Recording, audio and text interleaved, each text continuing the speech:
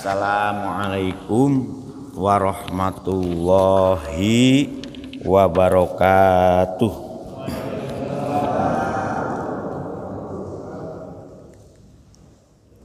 Ridho ilahi ta'ala wa khususan wa nitahna bisababina bihadihil barakati suratil Fatihah. A'udzubillahi minasyaitonirrajim. Bismillahirrahmanirrahim. Iyyaka na'budu wa iyyaka nasta'in. Ihdinas siratal mustaqim, siratal ladzina an'amta 'alaihim ghairil maghdubi 'alaihim waladdallin. Bismillah, alhamdulillah, wassalatu wassalamu ala Rasulillah. La haula wala quwwata illa billah. Asyhadu alla ilaha illallah wahdahu la syarikalah wa asyhadu anna sayyidan Muhammadan abduhu wa rasuluhu la nabiyya ba'dah. Allahumma ya muqallibal qulub sabbit qulubana ala dinik waftah qulubana kafutuhil arifin wan nawwir qulubana bihidayatil yakin. Alhamdulillah, para ibu, para bapak, kita teruskan lagi ya mujahadah. Ini mujahadah yang ngelawan karpe nafsu ya mujahadah. Karpe nafsu kan ngantuk. Ya mari subuh enak tidur lagi, apalagi hujan-hujan kados ngeten iki nggih. Dilawan. Jadi namanya mujahadah sanes bawa pedang nang alas nang alam perang. Mujahadah itu paling abot itu merangi nafsune piyambak. Makanya Rasulullah itu setelah perang menang, perang melawan musuh, pulang para sahabat dikumpulkan, terus Rasulullah dawuh mujahad yang disebut dengan jihad yang paling, alhamdulillah, ngatur suwun ibu. Ini bedanya ibu-ibu dengan bapak-bapak. Nah ibu yang ngapunten nggih. Nah ini dinikmati supaya disyukuri. Ngapunten nggih. Bismillahirrahmanirrahim. Alhamdulillah. Jahe merah luar biasa. Imun, menambah imun dan iman. Jadi mujahadah ini, nah jadi sering salah menafsirkan kan kata tiang mujahadah. Jadi setelah perang dikumpulkan terus dibede apa ini? Baru kita kembali dari jihadul asghar, tetapi ada yang harus kita hadapi, jihadul akbar. Apa jihadul akbar? Ya melawan hawa nafsu paling apa? Nafsu. Dan nafsu itu sengaja diciptakan oleh Gusti Allah yang manfaatnya supaya kita ini kembali pada Gusti Allah itu sempurna sebetulnya. Nafsu itu kan jiwa raga. Nah, kita kemarin sudah selesai surat Al-Fatihah ya, cuman catatan dari surat Al-Fatihah itu paling tidak yang harus diingat-ingat oleh kita itu paling tidak ada 5 hal ya. Pertama, Bapak Gusti Allah itu ono itu wonten, zat yang maha gaib, yang maha kasih sayang. Di awal itu kan sudah menyatakan jadi zat yang maha kasih sayang, maha ngopeni, itu pun dilalekaken. Nah yang kedua ya yang harus kita ingat ada klasifikasi manusia. Oleh Gusti Allah di dalam surat Al-Baqarah kan klasifikasi manusia itu digolongkan ke dalam 3 klaster, 3 kelompok. Satu kelompok manusia yang sudah diberi nikmat. Berarti Gusti Allah itu ya nyiptakan manusia itu ya ada kelompok yang sudah diberi nikmat, diopeni langsung sehingga nikmat dari Allah itu luar biasa. Dan nikmat dari Allah itu kan latuh suha, tidak bisa ngitung, kita nggak bisa ngitung. Nah yang kedua ada kelompok manusia maghdub. Maghdub itu dari kata godob itu marah, maghdub itu dimarahi, makanya sering diartikan dimurkai. Nah, dimurkai.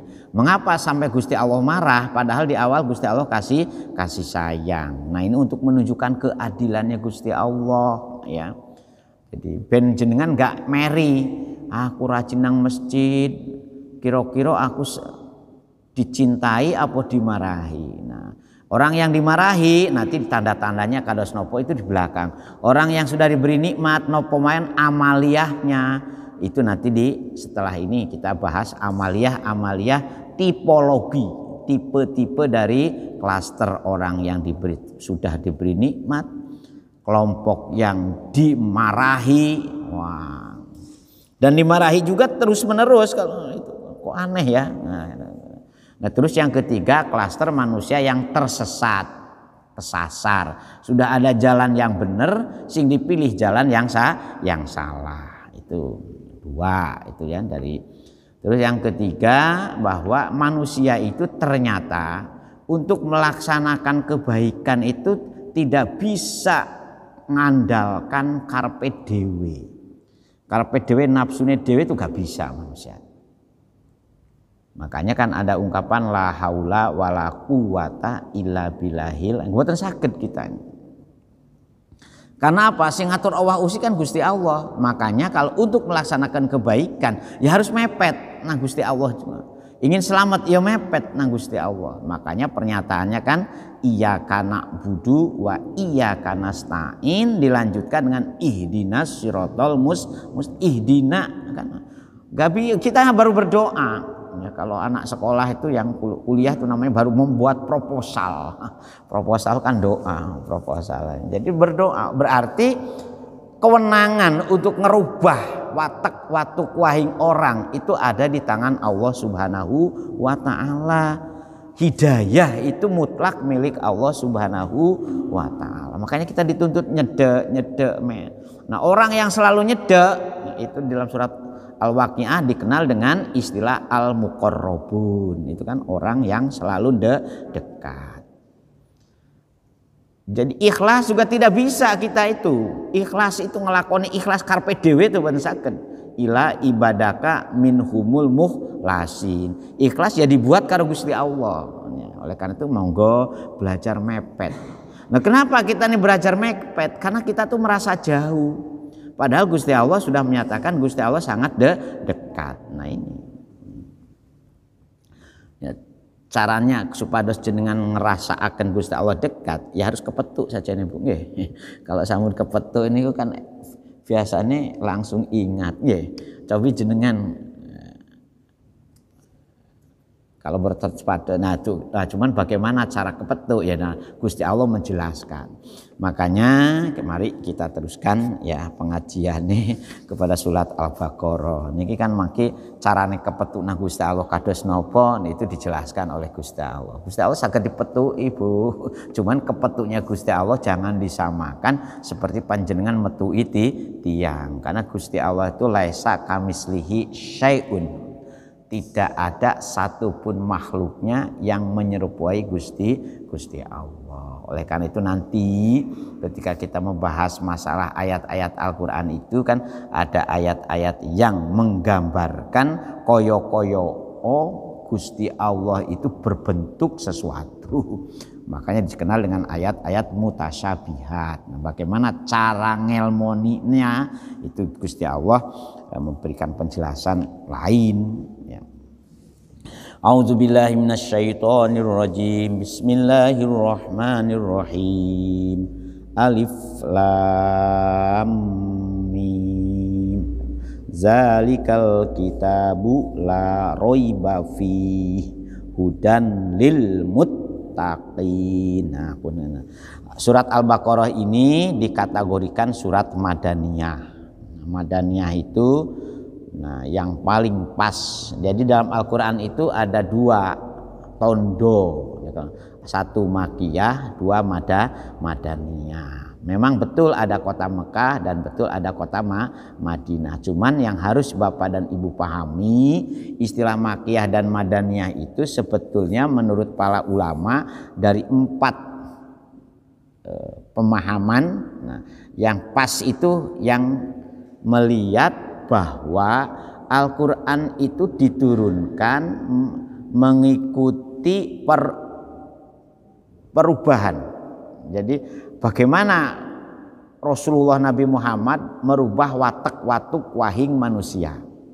Nah, Al-Quran diturunkan itu sejalan dengan bahasa yang dipilih juga oleh Gusti Allah itu luar biasa. Makanya jenengan memahami Al-Quran dan maos Al-Quran itu kalau dititeni terus itu luar biasa.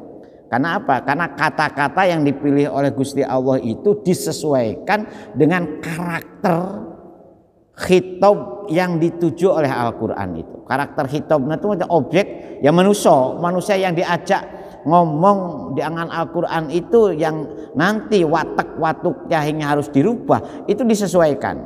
Pilihan-pilihan kata dalam bahasa Maduranya itu diksi ya, pilihan-pilihan katanya itu disesuaikan. Wah, luar biasa. Ya, seperti dalam surat Al-Fatihah yang sudah kita baca kan luar biasa itu. Kalau jenengan paham saestu kan luar biasa kan. Ar-Rahman, Ar-Rahim, Maliki Yaumiddin, dan luar biasa itu. Makanya tidak ada seorang pun dari mulai Al-Quran diturunkan ngantos samenika tiang niru-niru, nerok-nerok ngalang Al-Quran.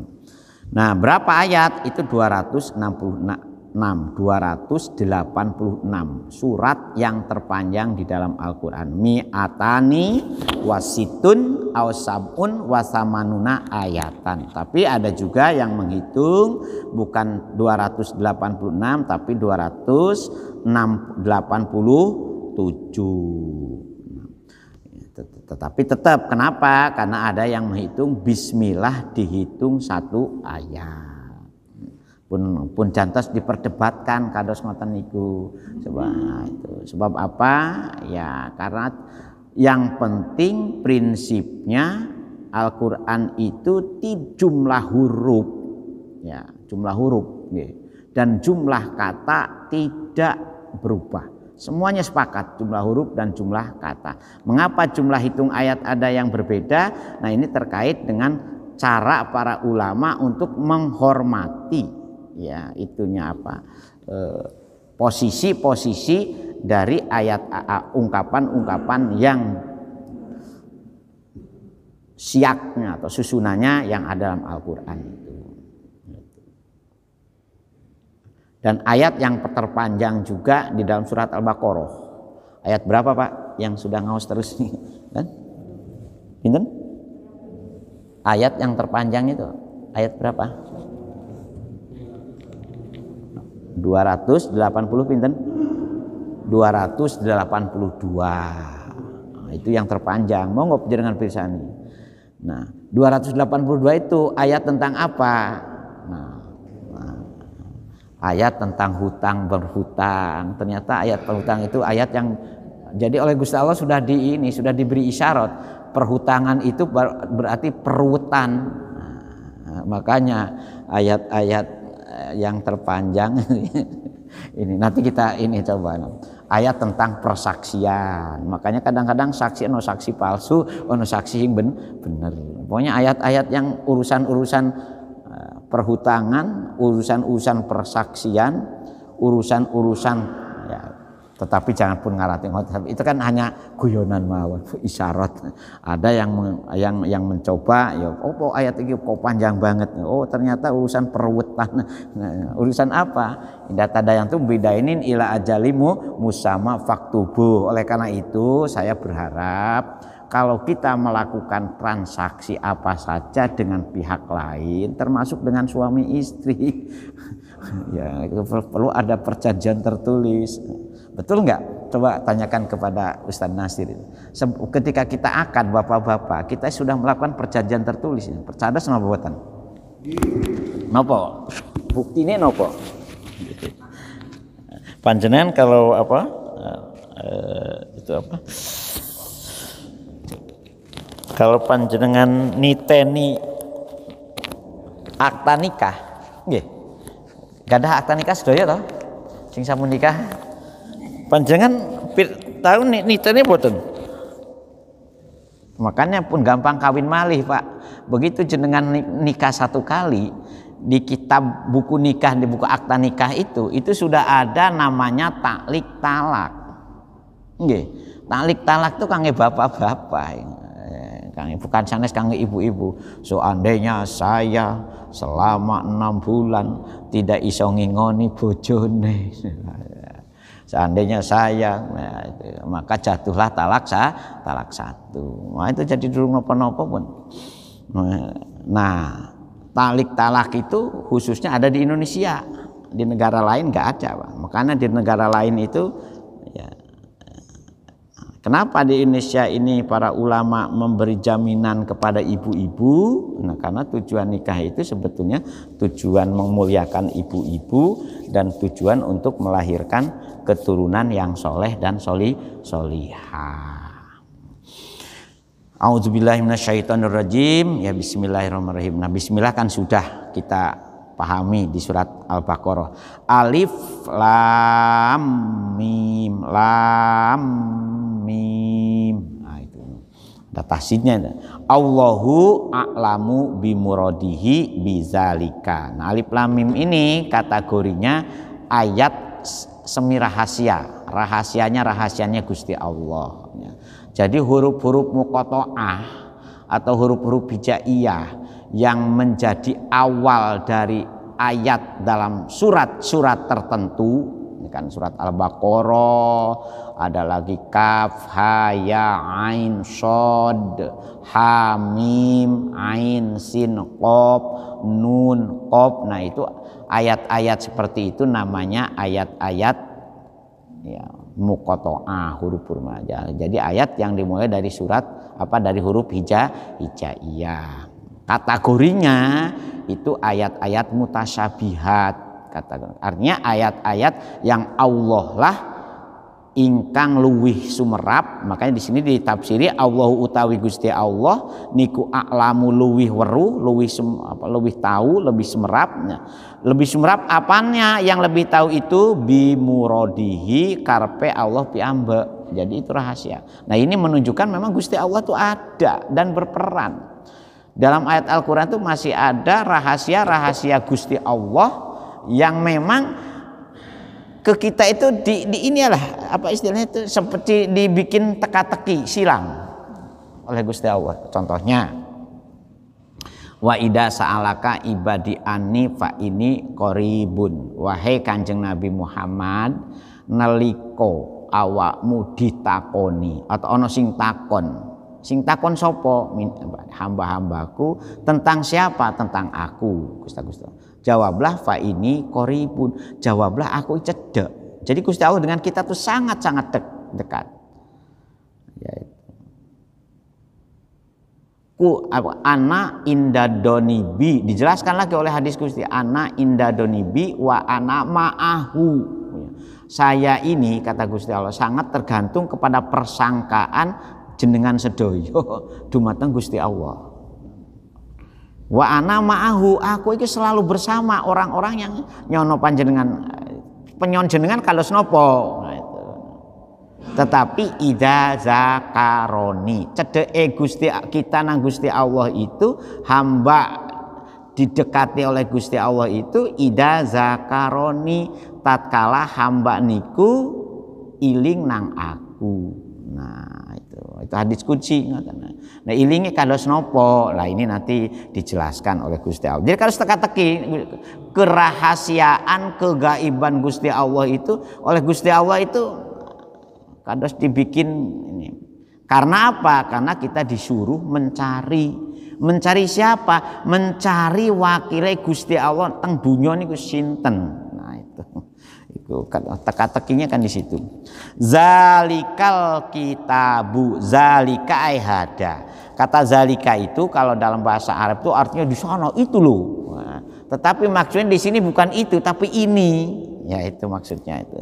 Ini apa? Alkitabu. Zalika itu isim syaron. Apa alkitabu di sini? Aladi yaqra'uhu Muhammadun. Aladi kang yaqra'u maos kan sohu ing alazi sinten sing maos Muhammadun Kanjeng Nabi Muhammad sallallahu alaihi, tegese kitab di sini Al-Qur'an. Jadi nama lain dari Al-Qur'an itu bisa disebut dengan Alkitab, Al-Furqan, Al-Huda, banyak nama-nama Al-Qur'an itu ya.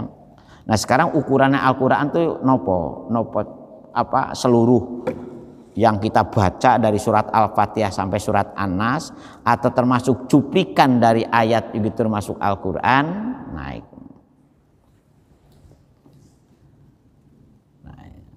Nopo satu surat juga sudah dinamakan Al-Qur'an kan itu ini.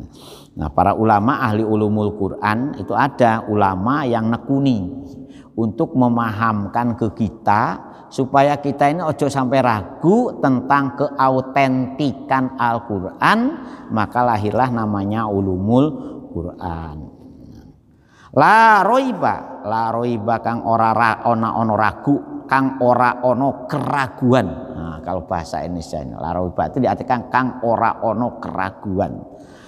Fihi maksudnya di sini la roiba la syaka tegese kang ora ono kemangmangan. Nah, fihi ing dalam Al-Qur'an. Nah, jadi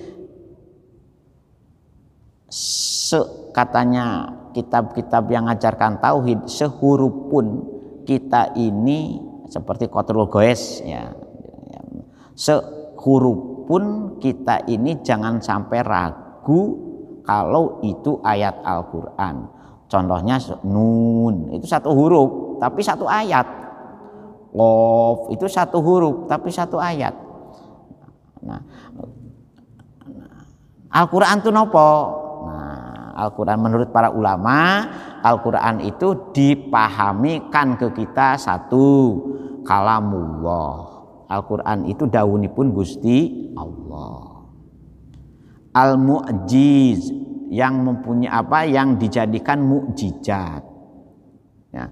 Al-Munazzal ala Muhammadin biwasitati Jibril yang diturunkan kepada Rasulullah Nabi Muhammad melalui malaikat Jibril. Jadi Rasul-Rasul sendiri Pak Bu gadah guru ya.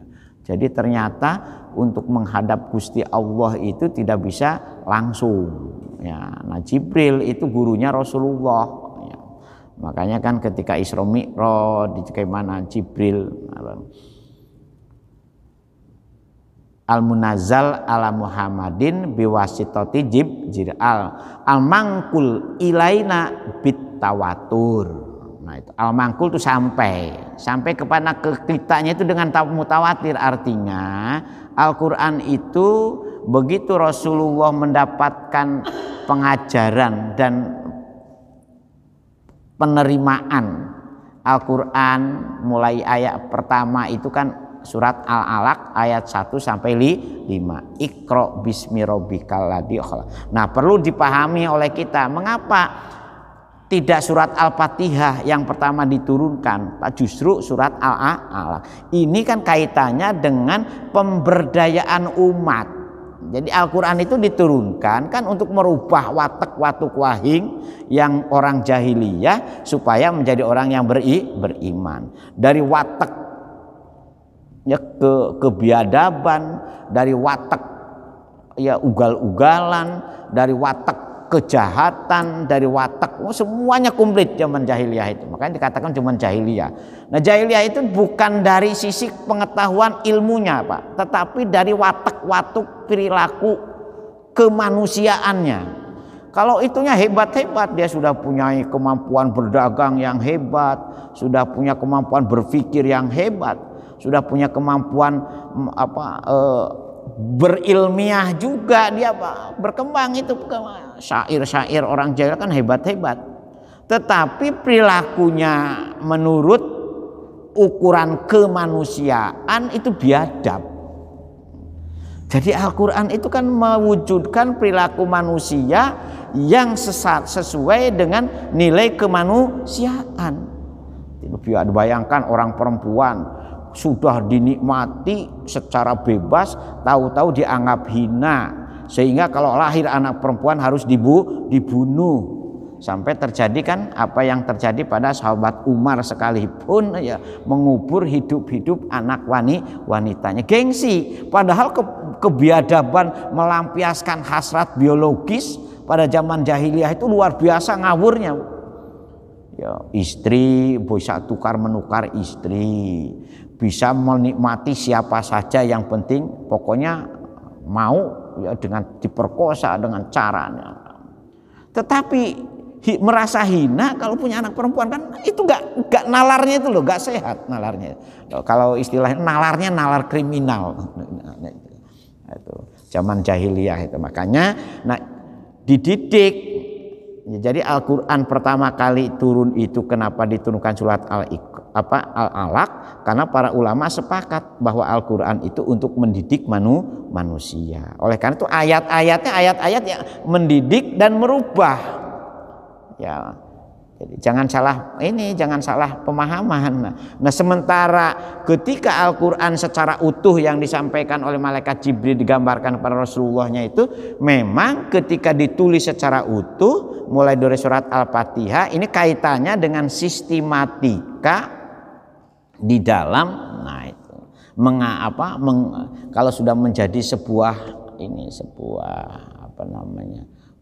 rumpun kehidupan, nah maka surat Al-Fatihah yang pertama. Tapi ketika melakukan perubahan dari kehidupan itu, maka perlu diiti-iti sedikit jenis Iqra bismi rabbikal ladzi khalaq khalaqal insana min alaq. Iqra suruh dibaca. Nah, tapi bacanya bukan hanya sekedar membaca di situ ya. Alam insana mal.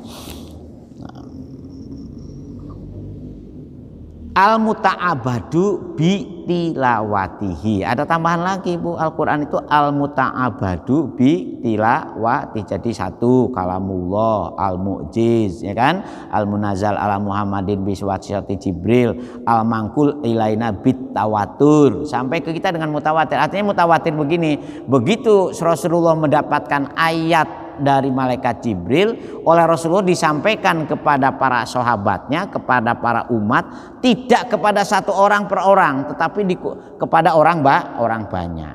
Nah, ukuran orang banyak itu lebih dari 3 orang menurut catatan orang Arab ya, lebih dari 3 orang itu namanya mutawatir ya. Kemudian al-muta'abadu bi tilawatihi.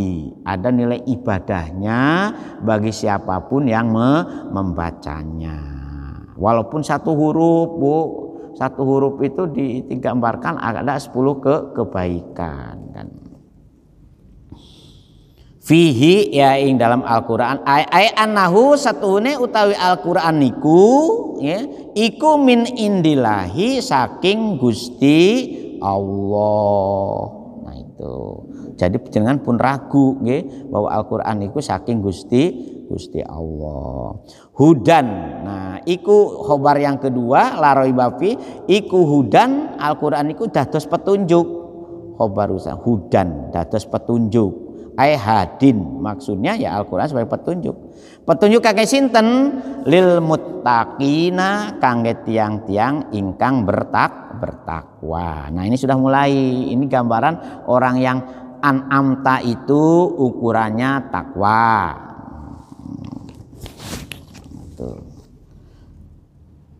Nah di sini ukurannya at-taqwa itu as-sairina ila taqwa, tegese tiang-tiang ingkang netepi dados takwa.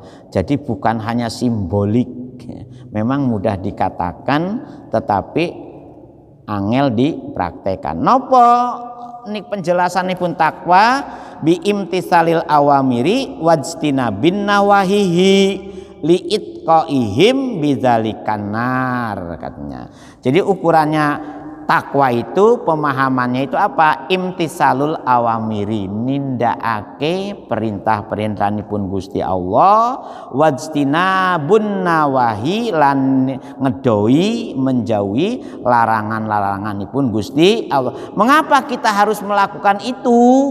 Ya, litqaihim bidzalikan nar, karena kita ini akan diancam ya dengan adanya neraka, adanya azab. Kalau jenengan istiqomah melaksanakan perintah dan istiqomah menjauhi larangannya, berarti sudah menyelamatkan diri dari ancaman masuk neraka.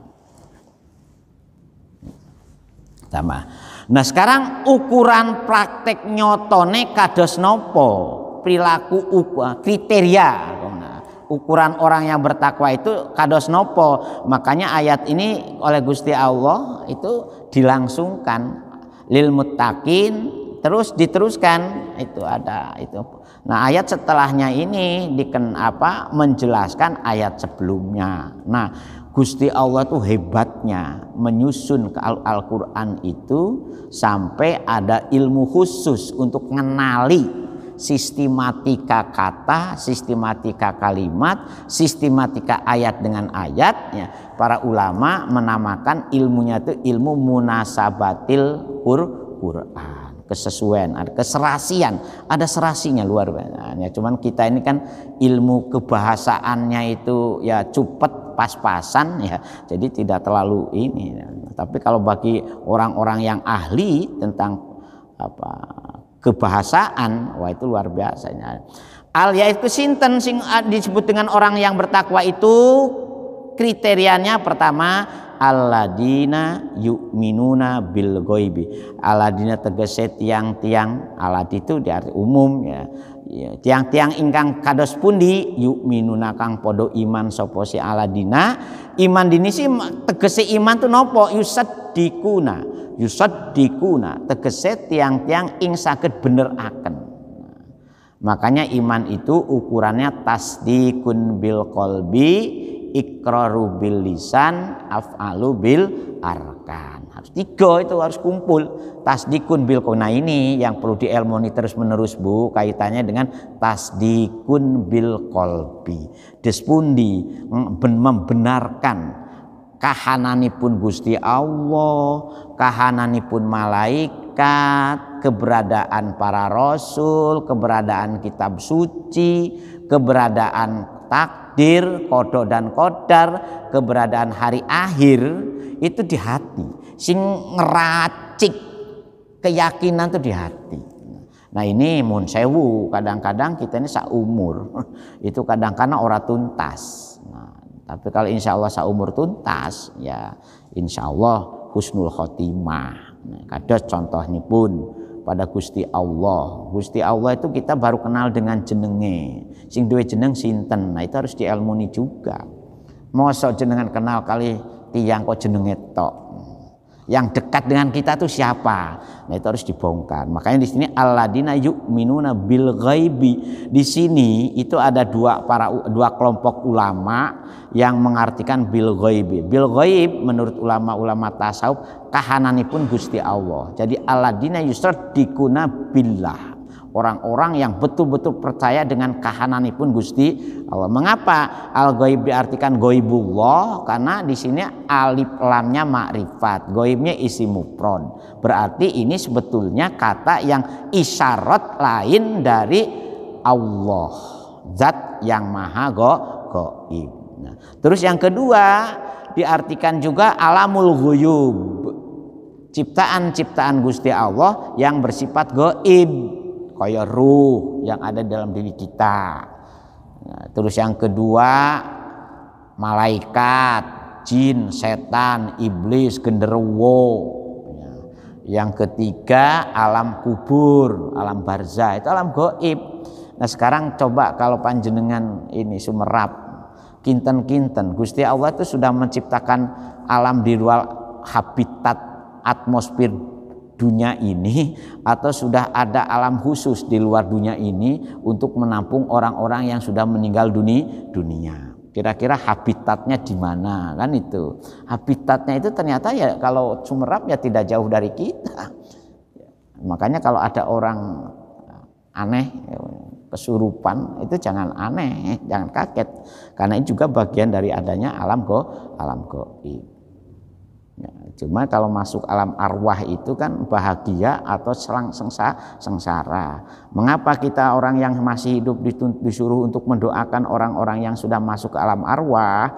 Karena mereka ini pilihannya hanya ada dua, bahagia dan sengsara. Menowo dengan doa kita yang sedang sengsara itu mendapatkan bagian. Makanya mendoakan orang yang meninggal dunia itu pun kapok Bu ya.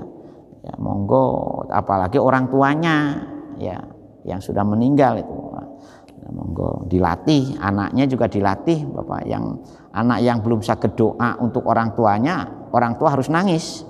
Kalau panjenengan sekarang usia jenengan sudah 50 tahun, sudah punya anak di atas 15 tahun, anak jenengan boten saged cara mendoakan orang tua, pilihannya hanya ada dua. Introspeksi terhadap jenengan yang tidak bisa mendidik anak secara baik, ya. Itu harusnya. Kenapa? Karena ukurannya 15 tahun, Pak. Kalau Bapak belum berhasil mendidik anak sampai usia 15 tahun, belum bisa cara mendoakan orang tuanya, itu musibah besar bagi kita semua. Ya. Karena ukurannya bebas tanggung jawab dan berhadapan dengan hukum bagi orang-orang Islam, yaitu usianya minimal kalau tanda balik itu kan kalau diukur usia 15 tahun. Monggo terutama pada ibu-ibu, tolong nggih, ibu-ibu kalau titip nggih, monggo kalau anak panjenengan pun gadah anak usianya pun 15 tahun harus dipaksa. Mulai belajar sholat yang benar, belajar mendoakan orang tua itu dengan apa? Bisa orang tuamu nanti kamu doakan. Kalau tidak seperti itu, waduh nelongso Bu, nelongso sudah. Sebab yang menjamin doa sampai itu hanya doa anak. Ya, kalau anak kita tidak bisa mendoakan kepada kita, musibah. Bil ghaibi wa yuqimunas sholata wa yuqimulan jumenengaken, bukan hanya mempraktekkan sholat, melaksanakan sholat, tapi iqomah. Iqomah itu ada keajegannya, ada kekonsistensinya. Ayatu nabiha bihukukiha, tegese dengan cara apa kita bisa melaksanakan sholat dengan sempurna. Ayatuna tegese nekaaken sira, nekaaken biha kalawan ya, sholat yang ditekaaken, yang dipenuhi, maksudnya di sini ditekani dipenuhi hukukuha, tegese hak-hake sholat. Nun sewu nggih, mulai syarat, rukun. Ya. Sholat itu yang wajib itu kan sederhana sebetulnya. Yang wajib dipraktekkan ketika sholat itu bacaan ada berapa macam?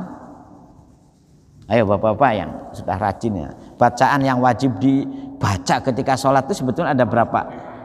Ada berapa macam? Ada berapa? Gak banyak Pak. 1 takbiratul ihram. Ya, Allahu Akbar pertama itu saja yang wajib tuh. Perkara mau ruku, mau sujud, bangun ruku, Allah lagi, Allahu Akbar. Itu jenengan tidak mengucapkan Allahu Akbar kan salat dengan sah. Terus yang kedua suratul Fatihah. Makanya yang penting itu surat Fatihahnya. Surat nopo mawon monggo. Mau pengin sempur apa pengin dawa umumnya. Ya. Tapi jangan nyiksa makmum kalau jadi imam kok dawa-dawa, ini nyiksa makmum kok. Satu surat Al-Baqarah saya baca semua. Ya kalau makmume gak ono sing sakit dengkul. Jangan membuat makruh kata Rasulullah. Kalau membaca surat jangan sampai membuat makruh dengan membaca tambahan setelah surat Al-Fatihah. Nah, yang ketiga napa?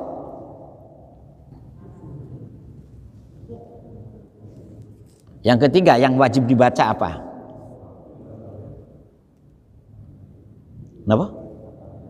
Nah, at-tasyahud akhir.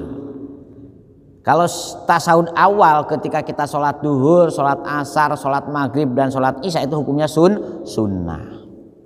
Tasawuf akhir. Yang keempat, ada satu lagi sebelum salam. Baca sholawat ketika tasawuf akhir. Dan yang kelima baca salam yang pertama saja, yang ke kanan itu. Kalau yang ke kiri hukumnya sudah sunnah. Dan gak banyak toh. Ya. Kenapa kok dibikin ruwet? Gak usah ruwet, gak banyak. Makanya kan sholat yang kita praktekkan ini ya aqwalun wa af'alun muftatahatun bitakbiri wa muhtatamatun bitaslimi bisyara'ito maksudnya. Wah, ini sudah lebih dari 30 menit ini, nanti panjang-panjang bapak-bapak. Biar kita teruskan lagi insya Allah minggu yang akan datang ya. Jadi sampai wayuki munas sholata di sini saja ya. Wa mimma razaqnahum yunfikun, ini butuh penjelasan yang lebih luas nanti minggu depan mawon nggih. Sekurang dan selebihnya mohon maaf. Mudah-mudahan niat kita dalam rangka memperbaharui ya, keimanan kita, membaharui pemahaman kita, mengupgrade ya. Buktinya seperti sholat terus-terusan, sing wajib pundi, sing sunah pundi, ya kan? Nah, kan boten semerap. Sunnah juga kan ada dua, sunnah abad dan sunnah hayat kan. Nah kalau sing paling repot ini kalau sing wurui ngaji gak hafal. Kalau jenengan gak hafal ya wajar karena saya sebagai pendengar. Tapi kalau ustadznya gak hafal itu musibah. Oleh karena mungkin mudah-mudahan kita selalu dapat bimbingan dari Allah Subhanahu wa ta'ala. Al-Fatihah. A'udzubillahi minasyaitonir rajim. Bismillahirrahmanirrahim.